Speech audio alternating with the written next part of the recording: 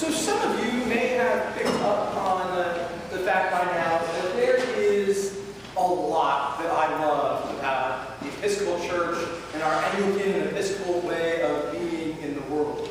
In fact, earlier this week, someone commented when I mentioned that yet another thing was my favorite, that I sure do have a lot of favorites. Well, friends, as to not disappoint you, I am glad to say that today is another one of those days. I am so excited about our lectionary passages for today. They are amongst my favorite. They're amongst my favorite because what happens today helps connect us back to a tradition in the early church. You see, in the early church, the Feast of the Epiphany, January 6th, was a unitive feast.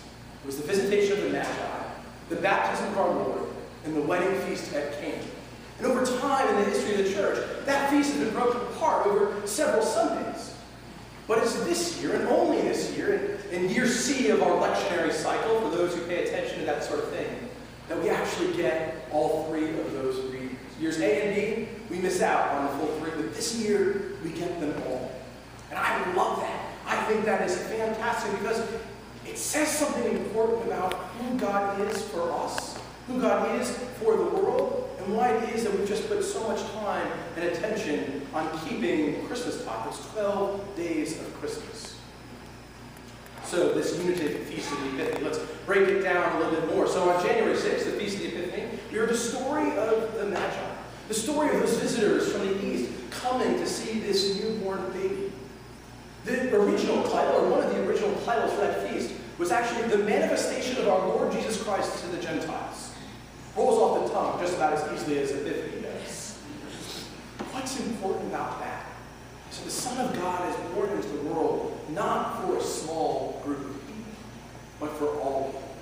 It's a really huge thing for the understanding of who the Messiah is. And the Messiah is coming even to the Gentiles. So the fact that these wise men come, they journey for so far along an arduous journey to worship this newborn King, gives us a clue that from the moment God is born into the world in the person of Jesus, it's a message for all of humanity, not just a select few.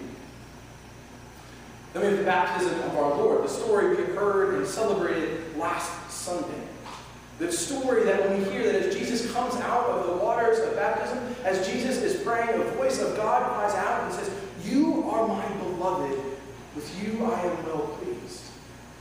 And we're reminded that just as we share in those same waters of baptism with Jesus, God too calls us and claims us and names us as beloved without condition. It doesn't matter who we are, or where we're from, or where we've been, or what we've done or haven't done. God loves us and claims us. And then today, the wedding feast at Cana. Despite the plethora of internet memes and that great Rowan Atkinson skit, the miracle we see today is not some cheap party trick, but it's a sign. The first of the signs in John's Gospel of the divinity of Jesus.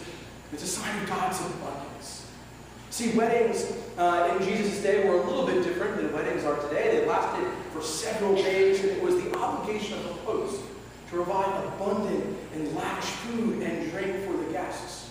And if that food and drink ran out early, it would bring great shame on the host. So when Mary goes up to Jesus in today's gospel and says, "They have no wine," Mary recognizes the great need that's there. For if no wine appears, if there is no more wine, this family is going to face great shame. So Jesus comes and Jesus acts. And God announces God's abundance in that wedding feast. I love that line this chief steward says. Most people save the bad wine for last and people are drunk, but you have given the best stuff. God gives us the best stuff. God gives us great abundance. And out of God's abundance, we are protected from that shame. And we are invited to live lives of abundance, not of scarcity, lives of hope and not fear. So in this unitive feast of the Epiphany, we see that God, the one we come to worship and adore, is a God for all people. A God who claims us as beloved, and a God who showers us with abundance. It seems to me that is all the reason why we put so much effort and stock into those 12 days of Christmas. What better thing is there to rejoice that this God who loves us so much, would come into the world to be among us, to be one of us, and to set us free.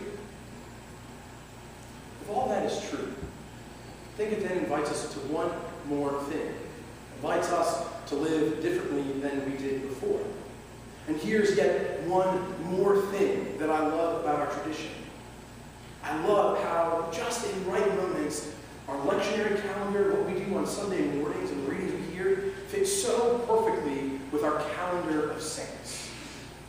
This week, the church has had two major holy days. This past Friday, the church celebrated the Confession of St. Peter, and this upcoming Friday, the church will celebrate the conversion of St. Paul.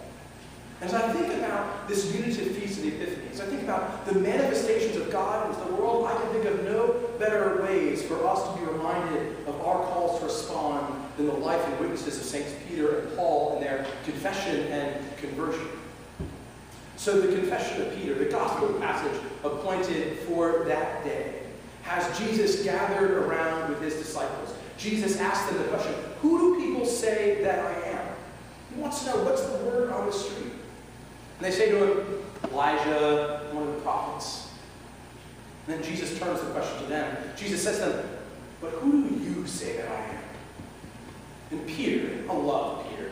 Peter is that one who's always full of energy. He doesn't do anything halfway. He goes full into everything he does. Peter exclaims, you are the Messiah, the Son of the living God. So I think about the manifestations that we have just witnessed over these last several Sundays, that we've celebrated in these feasts of the Incarnation. I think we have to pay attention to who we say Jesus is. Do we proclaim Jesus as Elijah, one of the prophets? Or do we join with Peter in confessing Jesus as the Messiah, the Son of the living God? And if we do that confession, if we are going to make that bold proclamation, then we can't just go on living as we always have. And that's where I love that week is bookended. The Confession of St. Peter is bookended with the conversion of St. Paul. Now, the story from Acts that we hear on that day, Paul's been in prison. He's been given an audience with King Agrippa to plead his case, to share his story. And Paul recounts his conversion experience to the king. Now, Paul, prior to his conversion, was known as Saul, the chief persecutor of the church. He's the one who held the coats as they were stoning St. Stephen, the first martyr.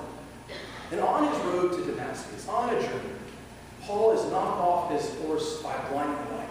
And he sees Jesus, and Jesus cries out to him, Saul, Saul, why are you persecuting me?